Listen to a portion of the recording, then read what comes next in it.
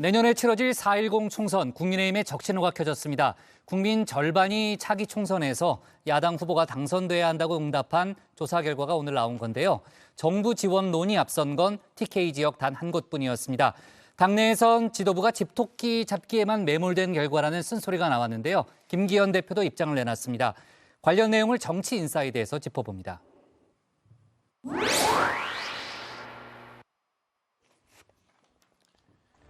22대 총선 내년 4월 10일에 치러지죠.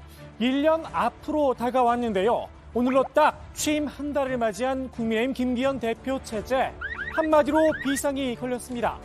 오늘 나온 갤럽의 여론조사 결과입니다. 내년 총선 결과를 미리 물었는데요.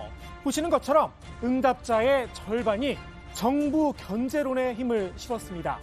야당 후보가 많이 당선돼야 한다 답한 겁니다. 지역별로 살펴보면 상황은 더 심각합니다. TK 지역만 붉은색이죠. 국민의힘의 지지 기반인 영남의 한 축, PK에서도 야당 후보가 이겨야 한다는 응답이 48%에 달했습니다. PK 지역의 이상 신호, 지난 4.3 재보선에서 이미 감지가 된 상태죠. 울산 지역 교육감과 기초의원 선거에서 국민의힘이 모두 패했습니다. 울산은 김기현 대표의 지역구가 있는 곳이기도 한데요.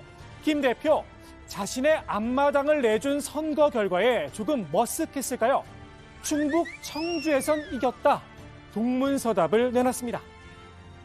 충청에서 이긴 것에 대해서 저희 나름엔 또 의미 부여를 하고 있습니다만 그것도 또 잘못 이야기하면 이제 진 데는 이야기 안 하고 이긴 데만 이야기하느냐라는, 이럴 때 또 지도부가 더욱 낮은 자세 보여드리는 게 중요하다고.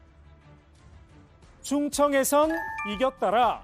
글쎄요, 충청 지역 여론도 좀 살펴볼까요? 보시는 것처럼 49%가 정권 견제론에 손을 들어주었습니다. 그동안 국민의힘 지도부는 입만 열면 MZ세대를 강조해왔죠. MZ세대에게 천문학적 빚을 지우는 MZ세대와의 계속적인 소통, MZ노조 출범을 거대 기득권에 대항하는 분노했습니다. 누가? MZ세대가, 젊은 미래세대가. 국민의힘의 MZ세대 구에 과연 2030의 마음을 열었을까요? 세대별로 살펴본 차기 총선 예측 결과입니다. 20, 30대의 선택, 각각 54%와 64%가 야당의 승리를 바랐습니다. 정부 지원론에 힘을 실은 건 60대 이상뿐이었습니다. MZ세대가 돌아선 이유, 주 99시간제 논란이 큰 영향을 끼쳤다는 분석인데요. 당 지도부가 나서 윤석열 대통령과 MZ노조 사이에 통화 연결까지 시켜줬었죠. 다소 소통이 부족했던 이 새로 고침 협의회, MZ노조와 저희가 치맥하면서 대통령 전화 연결도 시켜드렸잖아요. 그거 되게 좋아하시더라고요. 깜짝 놀라시고. MZ노조가 논란 이유는 따로 있었습니다. 홍보가 문제가 아니라 내용이 잘못됐다는 걸 인정하지 않는다는 겁니다.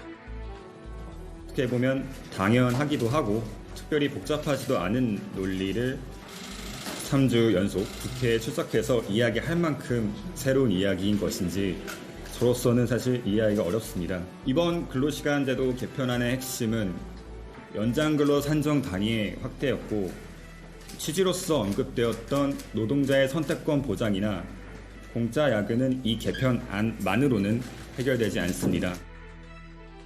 국민의힘은 MZ세대는 우리 편이다, 김칫국을 들이켰었죠. 제가 볼 때는 이 2030과 관련된 청년층 같은 경우를 다들 좋아하고요.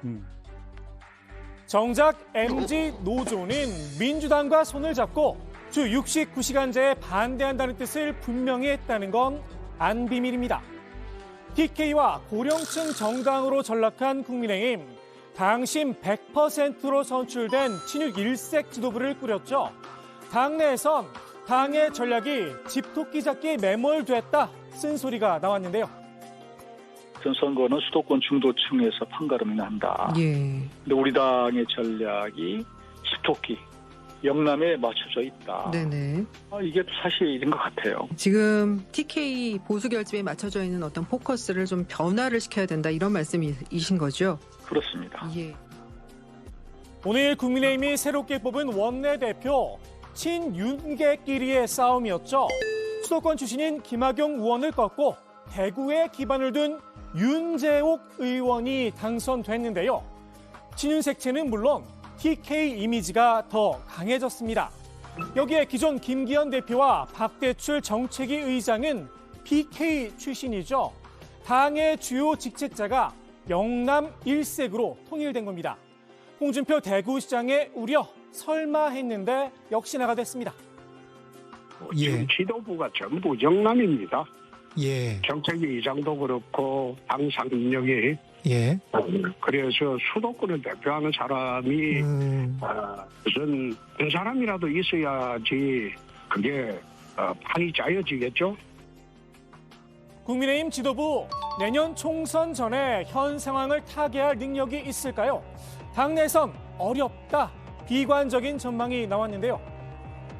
지금 김기현 체제에서 요즘 뭐 최고위원들이 돌아가면서 릴레이로 지금 헛소리 하잖아요. 지금. 지금 그러니까 국민들이 볼 때 저 여당은 대통령만 쳐다보는 당이기 때문에 여당으로서 생명력은 없다 이렇게 보니까 여당이 앞으로 1년도 안에 특별히 잘할 거다 이런 기대가 없잖아요. 대통령만 쳐다보는 당. 김기현 대표는 지난 전당대회 과정에서 내년 총선의 얼굴은 윤석열 대통령이다 강조를 했었죠. 친윤계의 입장도 똑같았습니다. 우리 당은 윤석열 대통령의 얼굴, 윤석열 대통령이 이뤄낸 성과로 내년 총선을 치르게 될 것입니다. 야당이 내년 총선의 성격을 뭐라고 규정하겠습니까? 윤석열 정부에 대한 중간 평가라고 할 것입니다. 대통령과 집권 여당은 샴쌍둥이 같은 한 몸이 되어야 합니다. 혼연일체로 움직여야 합니다. 윤 대통령의 국정 지지율, 국민의힘 지지율과 마치 샴쌍둥이처럼 지지부진한 상황이죠. 오히려 국민의힘 지지율이 1%포인트 더 높습니다. 김기현 대표도 위기의식을 크게 느끼고 있는 듯한데요. 우리 당의 지지율도 대통령의 지지율도 요즘 그렇게 좋지 못한 거 여러분 잘 알고 계실 겁니다. 누구보다도 당 대표를 맡고 있는 저에게 더 큰 책임이 있다고 생각하고 무거운 책임감을 느끼고 있습니다. 김기현 대표가 기대하는 총선 돌파하고 이른바 이재명 리스크뿐이라면 역풍도 각오해야 한다는 충고도 나옵니다.